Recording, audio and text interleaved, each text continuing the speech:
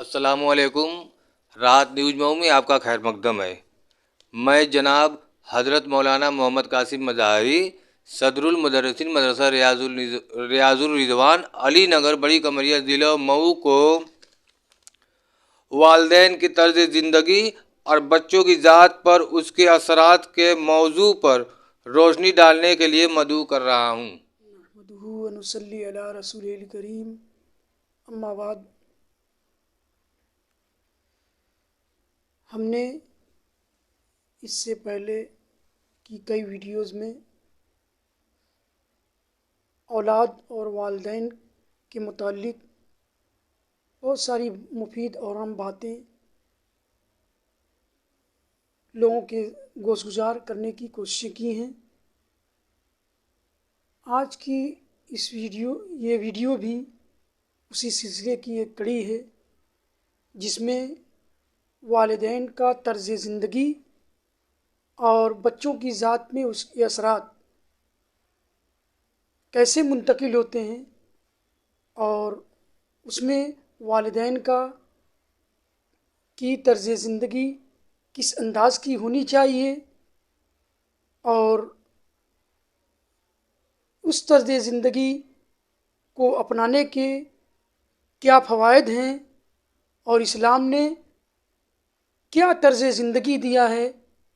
اس سلسلے میں چند اجمالی اور تفصیلی باتیں عرض کی جائیں گی۔ ادھر چند مہینوں قبل شہر میں کچھ ایسے واقعات پیش آئے ہیں کہ جن کو سن کر اور جان کر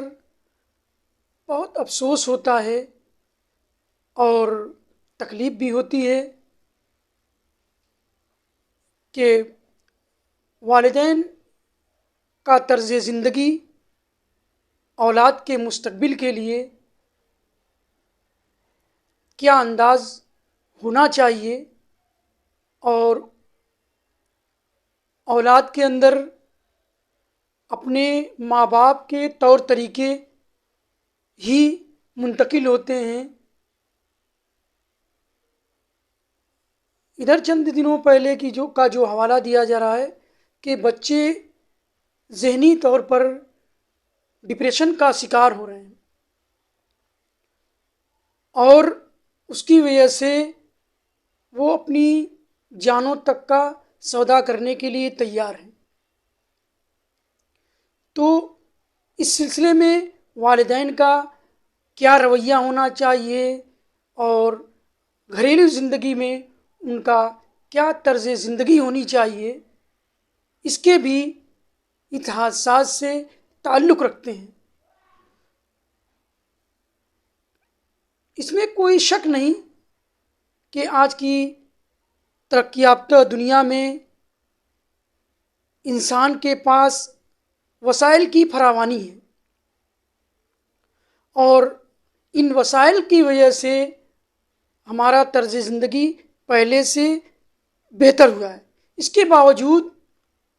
اکثر نوجوان ہمارے ذہنی تناؤ کا شکار ہیں۔ اس پہلو پر ہمیں سوچنا ہوگا، سمجھنا ہوگا کہ آخر اس کے پیچھے ریزن کیا ہے، وجوہات کیا ہیں۔ تو ہم جب اس پہلو پر غور کرتے ہیں، سوچتے ہیں، تو کبھی کبھی اس نتیجے پر بھی پہنچتے ہیں کہ والدین کا جو طرز زندگی ہے گھریلو زندگی میں اپنی اولاد کے سامنے، اس میں بھی کچھ نمایاں ایسے پہلو ہیں کہ جس کی وجہ سے اولاد کے اندر اس طرح کے ذہنی تناؤ اور ڈپریشن کے شکار ہو جانے کے اسباب پائے جاتے ہیں۔ مثلاً والدین کا آپس میں کسی بھی موضوع پر، کسی بھی بات کو لے کر بچوں کے سامنے آپس میں بحث و مباحثہ کرنا، یا آپس میں لڑنا جھگڑنا، یا آپس میں بد اخلاقی بدتمیزی کا کے جیسا عمل کرنا یا حد سے زیادہ غصہ کرنا، یہ تمام ایسے اعمال ہیں جو والدین کی ذات سے بچوں کے سامنے جو آتے ہیں، اس کے اثرات بھی بچوں کی ذاتی زندگی پر مرتب ہوتے ہیں۔ اس لیے والدین کا طرز زندگی گھر کے ماحول میں اپنے چھوٹے بچوں کے ساتھ بچپن سے ہی مثبت ہونا چاہیے۔ وہ بچوں کے سامنے نہ تو آپس میں ایک دوسرے سے بحث و مباحثہ کریں، اس سے بھی پرہیز کرنا چاہیے، اور آپس میں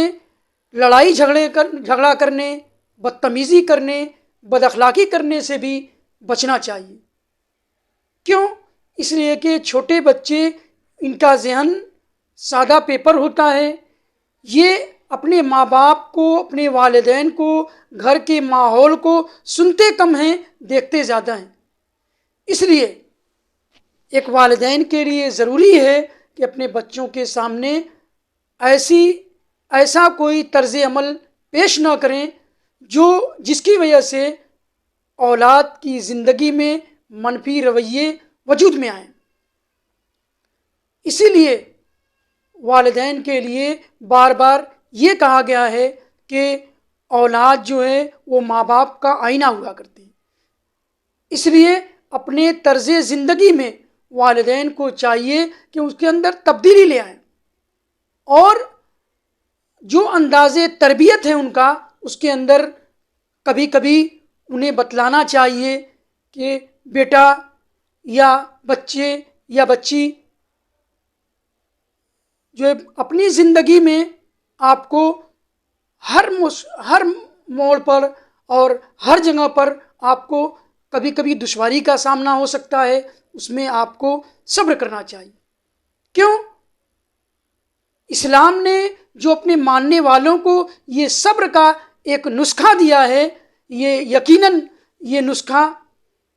ہمیں اور آپ کو ہر جگہ پر، ہر موقع پر آپ کو کامیابی اور کامرانی کا راستہ دکھاتا ہے۔ قرآن کریم نے کہا انما یوفی الصابرون اجرهم بغیر حساب، کہ بے شک اللہ تعالیٰ صبر کرنے والے کو بلا گنے بلا شمار کیے ان کو جو ہے کامیابی و کامرانی کا مژدہ سناتا ہے۔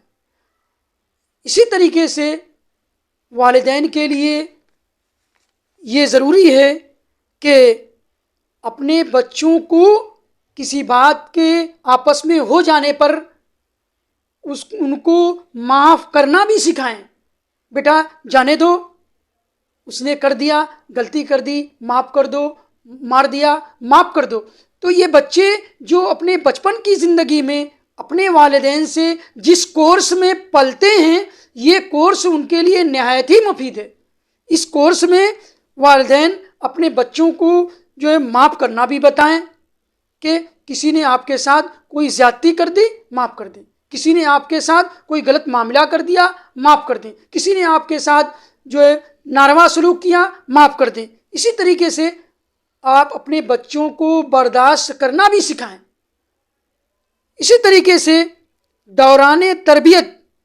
ان کے اچھے کاموں پر ان کی حوصلہ افزائی کریں، اور انہیں صحیح راستہ دکھائیں، اور ان کے صحیح راستہ اپنانے پر انہیں اور حوصلہ دیں، اور بے جا ڈانٹ ڈپٹ سے پرہیز کریں۔ انہیں ناکام ہونے پر ان کو دل برداشت نہ ہونے دیں، بلکہ ان کو بتائیں کہ ناکامی بھی کامیابی کا راستہ دکھاتی ہے۔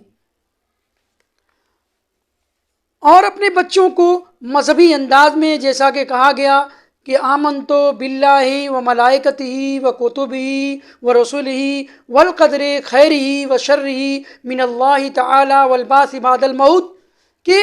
مذہبی انداز میں جو تم نے کلمہ پڑھا ہے، جو تم کلمہ پڑھتے ہو، اس کے اندر بھی